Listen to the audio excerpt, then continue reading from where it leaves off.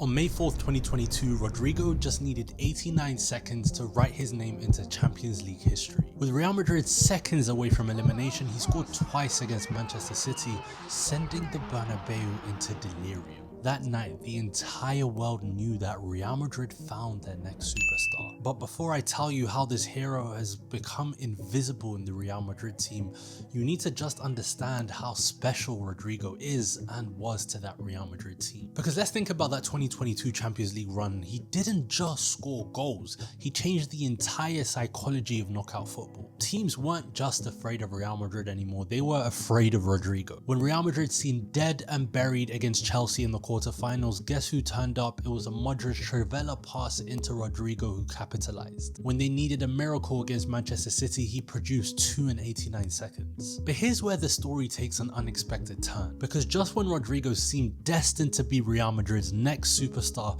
the club made a series of decisions that would slowly push him away from stardom and into more obscurity. The first blow came in the 2023 summer transfer window. Karim Benzema just left Real Madrid that summer and Jude Bellingham joined. And in that moment, the entire attacking system and structure completely changed. Because Rodrygo, who we see as the natural left winger, was forced to adapt. Sometimes striker, sometimes attacking mid, sometimes right wing, anywhere but his preferred left wing. Because obviously Vinicius Jr. made that position his own, so it meant that Rodrygo had to kind of fit into the system. But what happened next shows both the brilliance and the cruelty of football. In the 23-24 season, aka last season, Rodrygo put up the best numbers of his career, 18 goals and 7 assists, but it seemingly wasn't enough because that statistic hides a deeper truth. The free-flowing winger who liked to combine, who liked to terrorize defenses was long gone. And it was replaced by him turning into this tactical chameleon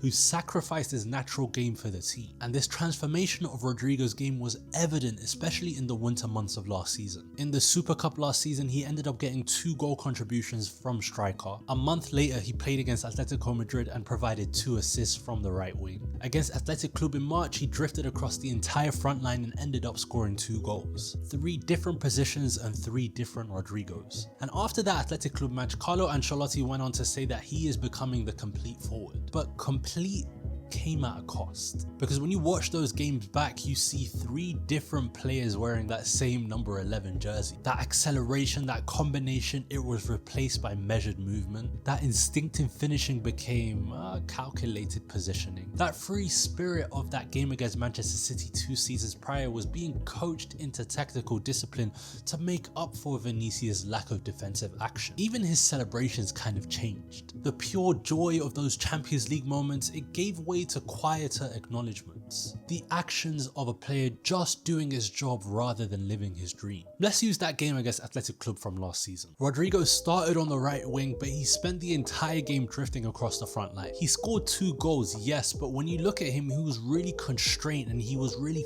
fixed to his role. After that game, Ancelotti even went on to praise him, saying that Rodrygo made the difference, and even though everyone said that his best position was off the left, he can really do a job across the front line. And that last part, even though people say that he plays better on the left, it kind of tells you everything you need to know about the treatment of Rodrygo. Everyone knows where Rodrygo is most dangerous. Everyone knows where they want to play him, except for the man who's actually coach of Real Madrid. He's a player that's excelling in an unnatural position, yet he's still being denied the chance to consistently play off the left. Yes, it may not be his fault because of the likes of Vinicius Jr., but it's still there to see. The boy who scored these goals against Manchester City was disappearing into tactical versatility. And then came the signing that would change everything. Because after a 4-year courtship, summer after summer, Kylian Mbappe finally joined Real Madrid in the summer of 2024. So the French superstar's arrival forced another revelation into the team. Ancelotti implemented a dual system, a 4-3-3 in attack and a 4-4-2 in defense. Once again, Rodrygo had to adapt.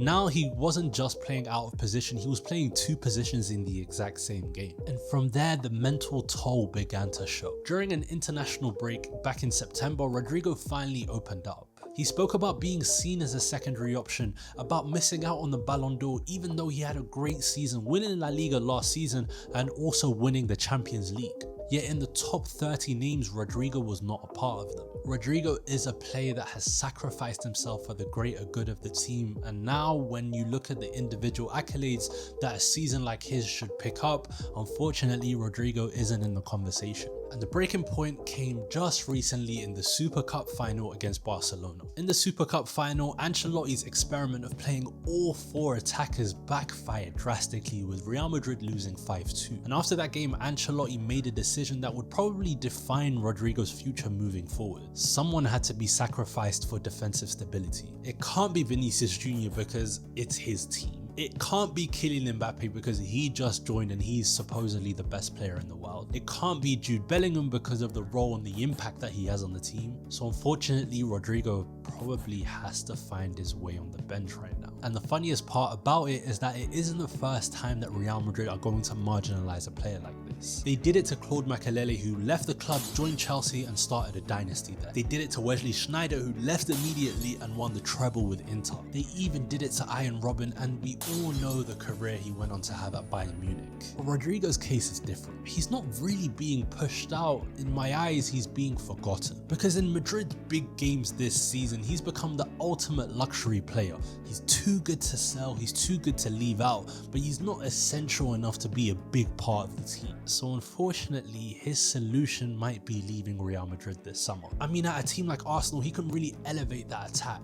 You can say the same thing about Manchester City, albeit they signed Omar Marmoush, but they still have that quality there that Rodrygo can really add to. Even Bayern Munich with their super high press can really suit his intelligent movement as well. Again, PSG, that's a team that always loves these types of players. Because all of these big teams in the world need a forward. They need someone who could create for themselves, score goals, combine with others, perform in big moments, and when I tell you all of these attributes, I'm just describing Rodrygo. So towards the end of the season, Rodrygo will face a choice that will ultimately define his career. He can stay at Madrid, he can probably hope to win more leagues, more Champions Leagues, fight for minutes and hope for another chance to be a hero. Or he can leave, he can follow the paths of a Robben, of a Sneijder, who had to abandon the Bernabeu to become legends elsewhere. Because the cruel irony is this: if Rodrygo faced Real Madrid right now in a Champions League knockout fixture, he'd probably be the one to score in the 89th minute against them and break their hearts. Because that's just what he does, or at least that's just what he used to do.